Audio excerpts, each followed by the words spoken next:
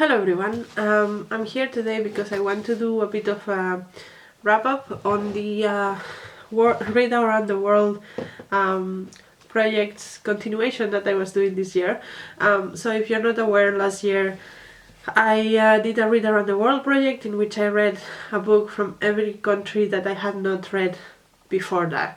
I had like 60 countries left or so, and then I went through every geographical area in the world and talk about the books I had read for each of them and which one I like, which one I didn't like, that kind of thing. And from that video I got a lot of comments of recommendations for different countries and different places. So for this year I wanted to do it a little bit more chill, and I decided to pick up 5 books from all of the recommendations that you guys gave me and read them.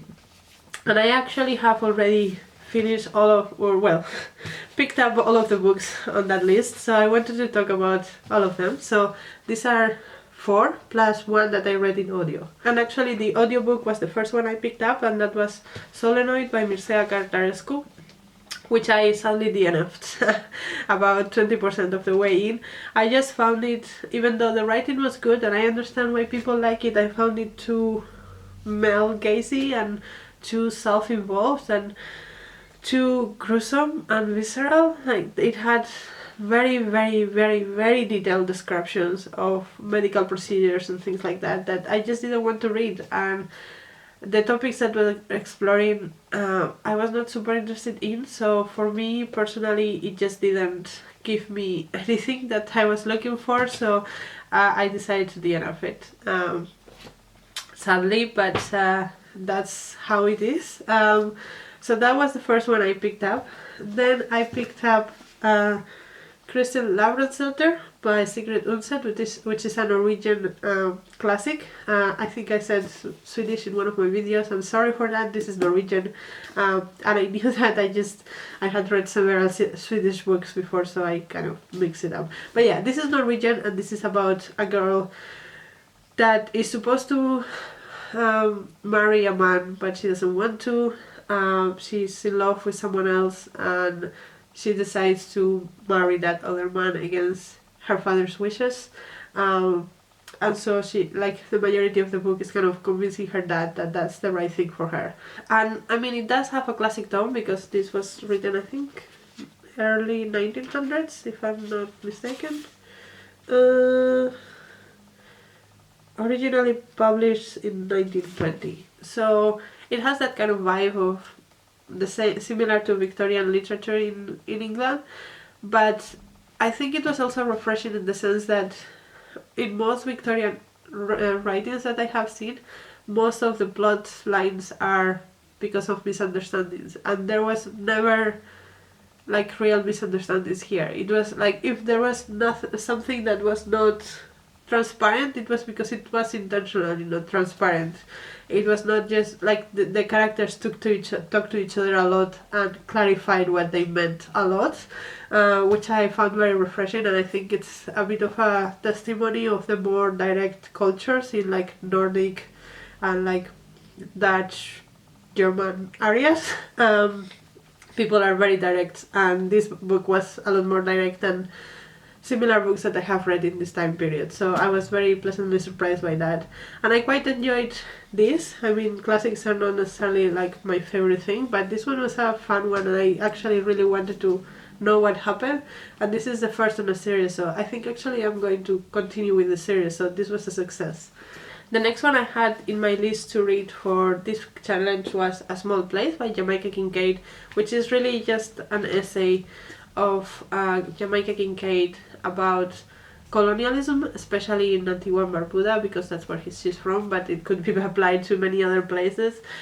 And it obviously goes into the colonial past of how that was wrong, but it's mostly about the current consequences of that. So how the government is not super efficient in these countries because of the colonial past, how the tourism industry is destroying many of the things in these countries because of the colonial past. That's how that tourism happened, and how patronizing some of these people and some of these approaches are, and I think it was very brilliant, and she's a brilliant writer, so highly recommend that one.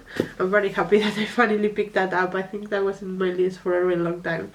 The next one I picked up was Call Me Cassandra by Marcial Gala, and this is about a boy that likes to cross-dress in Cuba, but his family is not accepting of that, and he has to hide it because the society also is not accepting of that, and how hard it is for him to be in that situation and still want to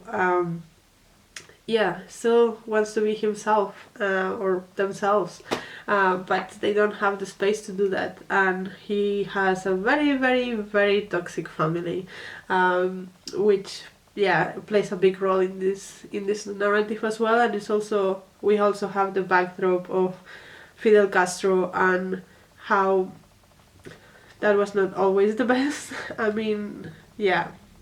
So there are a lot of things in this novel to bite into, and I really enjoyed it as well. I think the characters are quite well developed, and it is a topic that is I haven't seen much about in this part of the world.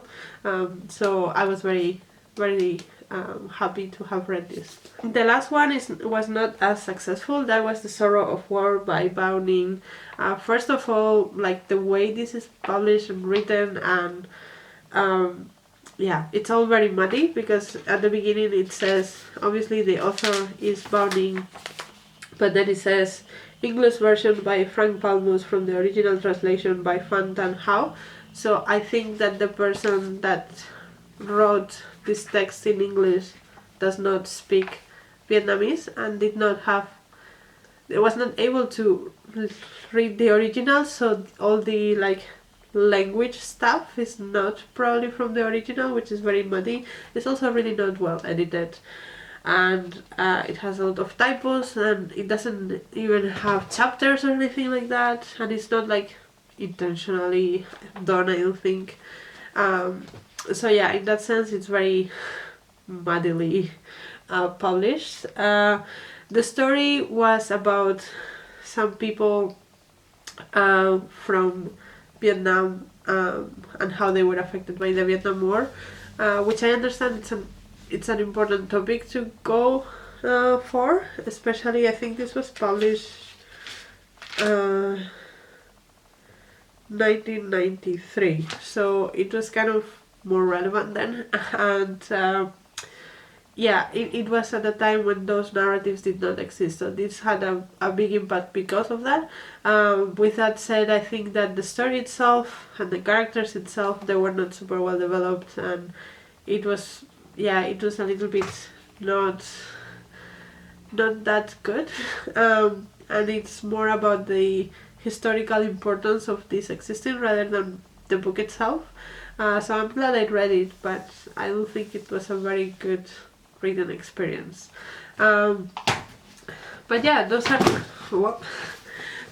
all the books I read for my Read Around the World project, part 2 of this year. I think maybe I will pick up some more next year from that list from my comments, but also I do have a lot of other books that I want to read that are also from around the world, but are not from any specific list or trying to tick boxes. They are just books that I want to read, so maybe I'll just do that.